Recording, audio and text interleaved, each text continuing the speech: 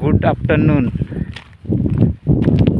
এখানে আমাদের দেশের মতন সব আকুন্দা গাছ, চারিদিকে ভর্তি। মরুভূমি এলাকা, খালি যত দূর জিসিবি দিয়ে মাটি কুড়ে তত দূরই বালি আর বালি।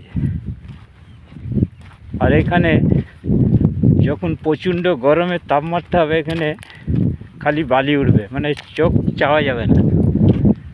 তো বন্ধুগণ, এই হচ্ছে রাজস্থান বিকানিয়ার।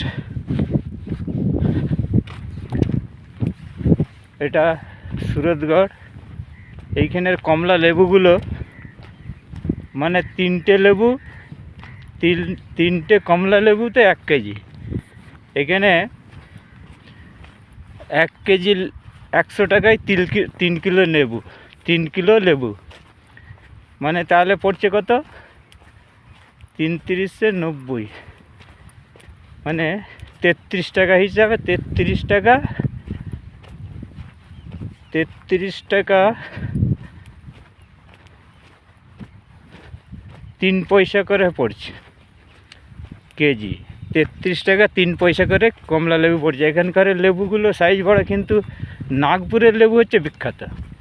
নাগপুরের লেবুর সাইজও যেই রকম মিডিয়াম সাইজ, কিন্তু এর সাইজ বড় বড় হলে কী হবে? একটু টক মিষ্টি। কিন্তু নাগপুরের লেবুর কাছে লেবু নেই।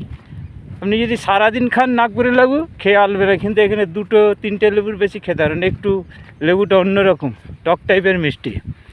তো যাই হোক, আজকে এই বাবলা সারি ক্যানেল আছে, মাঠে চাষ হয়।